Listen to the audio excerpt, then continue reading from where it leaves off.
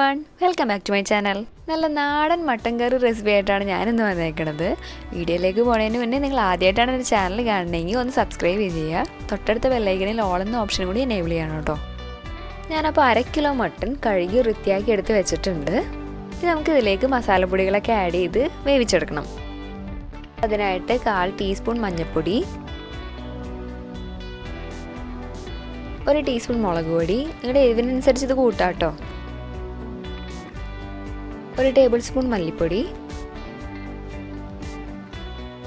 1/2 teaspoon garam masala, 1 teaspoon കുരുമുളക് പൊടി, പാകത്തിന് ഉപ്പ്. മട്ടനിൽ നിന്ന് വെള്ളം ഇറങ്ങി വരും, എന്നാലും ഒരു 1/4 കപ്പ് വെള്ളം കൂടി ചേർക്കണുണ്ട്. ഇനി ഇതെല്ലാം നല്ലോണം ഒന്ന് മിക്സ് ചെയ്തെടുക്കണം.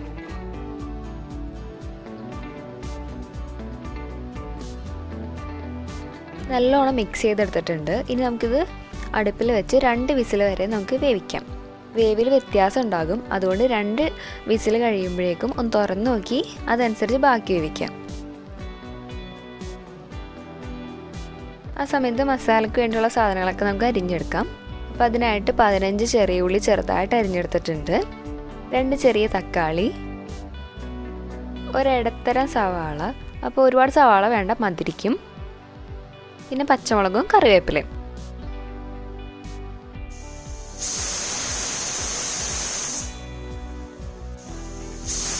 പ്രഷർ ഒന്ന് പോയി കഴിഞ്ഞ് വെന്തോന്നൊന്ന് തുറന്നു നോക്കാം.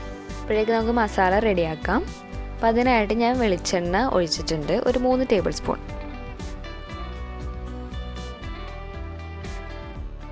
ഇനി അതിലേക്ക് നമ്മൾ ആദ്യമേ അരിഞ്ഞു വെച്ചേക്കുന്ന ചെറിയ ഉള്ളിയാണ് ചേർത്ത് കൊടുക്കുന്നത്.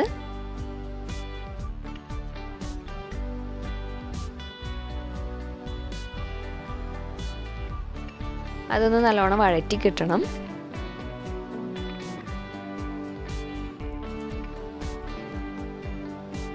അത് നല്ലോണം ആയിക്കഴിയുമ്പോഴേക്കും നമ്മൾ അരിഞ്ഞു വെച്ചേക്കണ സവാള ചേർത്ത് കൊടുക്കാം.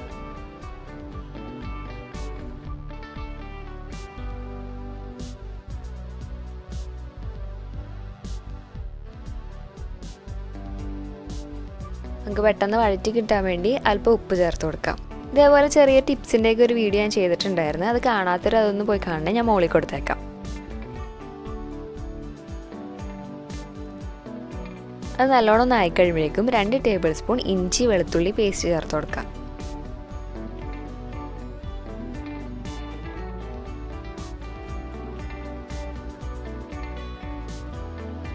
അരിഞ്ഞ് വെച്ചേക്കണ പച്ചമുളകും ചേർക്കുന്നുണ്ട്.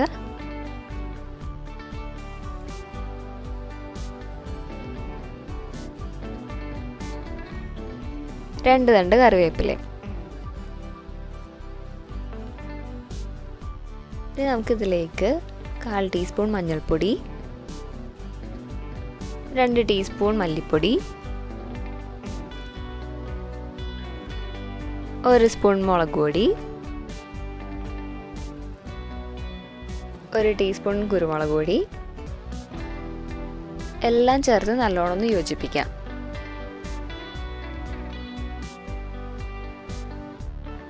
കറിക്ക് നല്ല കളർ കിട്ടാൻ വേണ്ടി 1 സ്പൂൺ കാശ്മീരി മുളക് പൊടി കൂടി ചേർക്കുന്നുണ്ട്.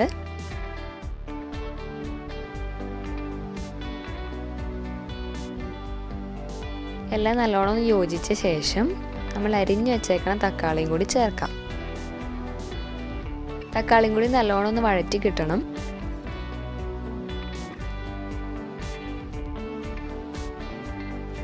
വേണമെങ്കിൽ 2 മിനിറ്റ് ഒന്ന് അടച്ചു വെച്ച് വേവിക്കാം.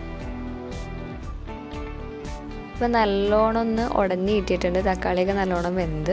ഇനി നമ്മൾ അതിലേക്ക് മട്ടൻ ചേർത്ത് കൊടുക്കുകയാണ്. എനിക്കപ്പോൾ 3 വിസിൽ വേണ്ടി വന്ന്. അപ്പോൾ നിങ്ങൾ അതേപോലെ തന്നെ 2 വിസിലൊക്കെ കഴിയുമ്പോൾ ഒന്ന് തുറന്ന് നോക്കിയിട്ട് വെന്തിട്ടില്ലെങ്കിൽ 1-2 വിസിൽ കൂടി അടുപ്പിക്കാം കേട്ടോ.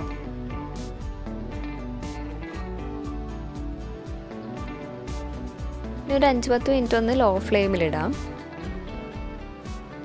കറിയായിട്ട് കിട്ടണമെന്നുണ്ടെങ്കിൽ അധികം വറ്റിക്കണ്ട, അതേസമയം ഡ്രൈ ആയിട്ട് കിട്ടാനാണെങ്കിൽ കുറച്ച് നേരം കിടന്ന് നല്ലോണം ഒന്ന് വറ്റിച്ചെടുക്കാം. ഞാനപ്പോൾ ഒരുപാടങ്ങ് ഡ്രൈ ആക്കണില്ല, കറി ആക്കണില്ല, ഒരു മീഡിയം ഇതിൽ ഓഫ് ചെയ്യണം. 2 തണ്ട് കറിവേപ്പിലയും കൂടി ചേർത്ത് ഫ്ലെയിം ഓഫ് ചെയ്യണം. കുറച്ചേരം ഇരുന്ന് കഴിയുമ്പോഴാട്ടോ ആ കഷ്ണങ്ങളിലേക്കൊക്കെ ആ മസാലയൊക്കെ കയറി നല്ലൊരു ടേസ്റ്റിൽ നമുക്ക് കിട്ടണത്. അപ്പോൾ ഇത്രേ ഉള്ളൂ. എല്ലാവരും ഇതൊന്ന് ട്രൈ ചെയ്ത് നോക്കുക. പിന്നെ വീഡിയോ ഇഷ്ടമാവുകയാണെങ്കിൽ ലൈക്ക് ചെയ്യുക, ഷെയർ ചെയ്യുക, സബ്സ്ക്രൈബ് ചെയ്യാത്തവരാണെങ്കിൽ അതും കൂടി ഒന്ന് ചെയ്യണം കേട്ടോ.